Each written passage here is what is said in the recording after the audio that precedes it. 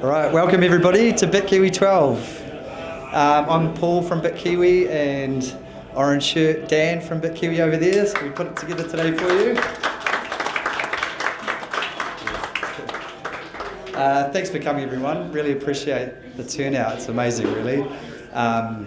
We know a lot of people have travelled from all over. I do know these people here have travelled from Japan, Australia, Auckland, Tauranga, Raglan, Wellington, Hamilton, Christchurch, Dunedin. So thank you for supporting the event and coming all this way. It's fantastic. Huge thanks to our supporters and helpers, Gary and Amanda and the Wheel Bar team. It's the best venue out of our Bitkiwis. Thank you. And then a couple of mini shout outs from a couple of people who have helped us a lot and helped support our event from the beginning. Zed on the desk at the back and his wife Marga have really helped us with things. Huge shout out to the legend Kiwi Lamb, everything he does with us, legend. Also James and Tip, thank you for all your support. And Cody, who's been there all the way through, legend. And anyone else I've forgotten out of that, so many people who helped us, thank you. So a couple of little things, obviously most of you may know already, you can pay with sats at the bar, get into it. Zed is running a little bit of a desk down the back with a wee bit of merchandise and different things. Again, sats, so not a good day to be spending some sats, but good for others perhaps. Enjoy those, Gary. And yeah, we've got a great range of speakers. We've got 5 awesome speakers, quite sort of diverse topics. It should be a mixture of interesting, helpful. We really hope you enjoy it. So without further ado, we'll get into our first speaker, Mr. Cody Ellingham from the Transformation of Value podcast. Thank you, Paul.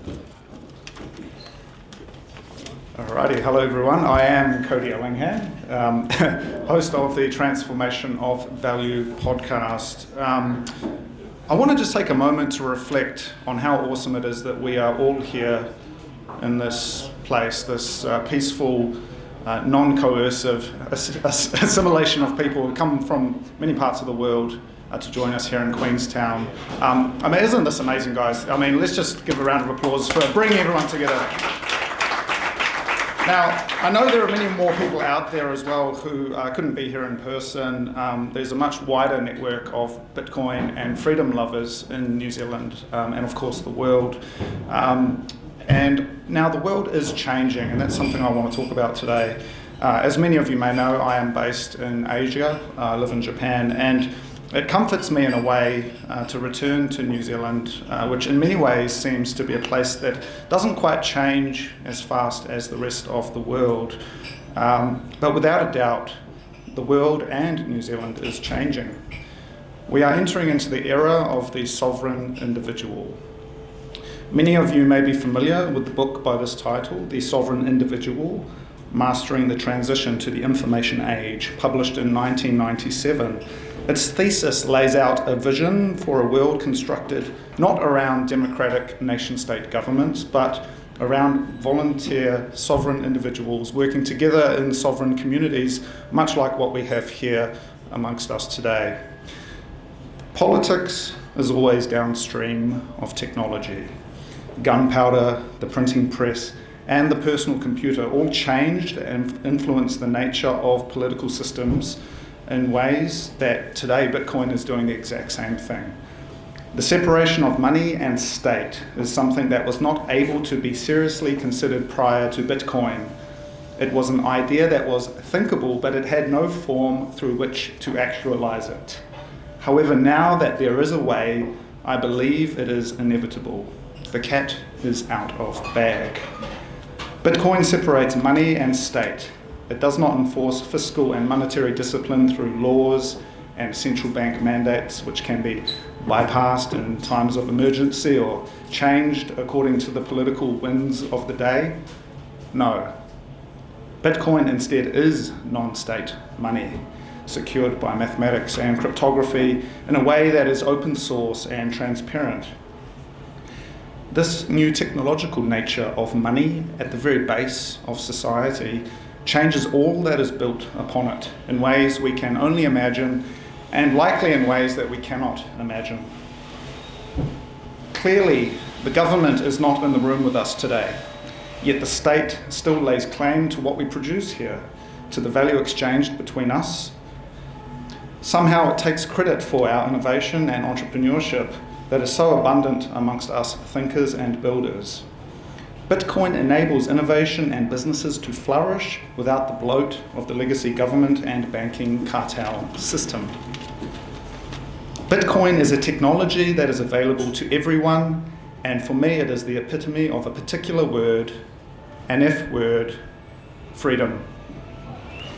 But make no mistake, though freedom is available to anyone that takes the time to learn a thing or two, freedom is not wanted by everyone. It is a gift horse, yet many look it in the mouth. As we witness the slow and inevitable decline and unwinding of the democratic nation-state system and its governments and institutions, there will be those who cling to the myth even more. So let me ask you, when was the last time you thought about the Roman Empire? The Roman Empire is generally understood to have ended in 476 AD, when the last emperor, Romulus Augustulus, was deposed. The Visigoth barbarians took power. But what I find fascinating is that some people at the time did not realize it had ended until years or even centuries later. Has the era of the nation-state government as we know it already ended and we simply have not realized it yet? In the most powerful countries in the world, the executive branch of governments have become de facto monarchs. The concept of the deep state is something that has entered everyday conversations. There is something in the air right now in the world. Can't you sense it? Can you smell it? There is a kind of feedback loop where the more we look into what the state truly is, the more we see that only a shell of the illusion remains. All of us here were born into the bondage of the nation state. We all have birth certificates, passports, tax numbers, the artifacts and paraphernalia of the nation state project. No matter how closely we inspect our own lives and the world around us, it is still difficult to totally understand what a self-sovereign world truly means. For me even, at the very most, I will only ever be an immigrant to it. The populism of the current political moment may be convenient to Bitcoin. We may play along with it. But let's remember, in just 16 short years, Bitcoin went from an unknown open source project on an internet mailing list to being arguably one of the most important political economic topics of our time, entertained at the highest levels by presidents and kings of the old world. But still, here we are, a relatively small group of people at this venue in Queenstown, at the bottom of the world. It seems like what I am saying may be far-fetched. Surely the age of the nation-state cannot be over yet. I do think that the smaller and more nimble countries, such as New Zealand and Australia, may hold on to the myth of the nation longer than others. But in the scheme of things, the states that wield real kinetic power are the ones that are fragmenting before our eyes. In my travels, I have come to realize it is not that the West is in decline and that China is rising. It is not that we are seeing some great power shift in empires between Europe, Asia, and the United States. No. All legacy states are equally withering under the burden of printed money and perverse incentives from the extractive professional politicians and the cantillionaires. There is nothing new under the sun, the same sun that shone on the Roman Empire and all that came before and since. It is all theatre. The fact that we are all here today talking about the new technological order of Bitcoin, a new kind of monetary system, the fact that the most powerful people in the world are uttering the words Bitcoin, says to me that it is simply a matter of time. As the cyberpunk author William Gibson once said, the future is already here, it is just not evenly distributed. So let's be real, things may get crazy out there in the world. More and more people will come to know the freedoms and boundless opportunities available to them in this post-nation-state world, in this Bitcoin world.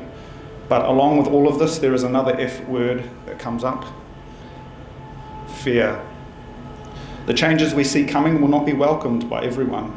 They will ask, who caused this downturn in fiat money and the ways of old? Who should we turn to protect us, to redistribute the unfairly acquired value? Why is my paper money no longer worth anything at all? Bitcoin is a technological solution, downstream of which is a social revolution. We are here already 1 foot in that new world, a peaceful and conscientious world of consenting people coming together because they want to be together. But the vast majority of people are still not in this world. And as we have come to know, in times of crisis, people form a mass that is easily manipulated, that reduces complex new individuals into a mere body in a crowd of fear, uncertainty, and doubt. So what I wish to leave you with as we enter into this exciting new era, let us remember the freedom we have here today to laugh and share with friends and family. Many of you have brought your family here. Many of you have made new friends here. And I just want to remember that, because as we enter this new world, there will be many things that look familiar, but there will be a whole lot that looks different. And many people will not be ready for this. There are some incredible educators here today who we will hear from, and they'll be sharing ways that everyone can participate in this new future. So let's continue with that spirit of education and innovation with Bitcoin. And let us also remember our neighbours and the peaceful relations between people, the beauty of friendship and family and fellowship, and all that is good. Thank you very much.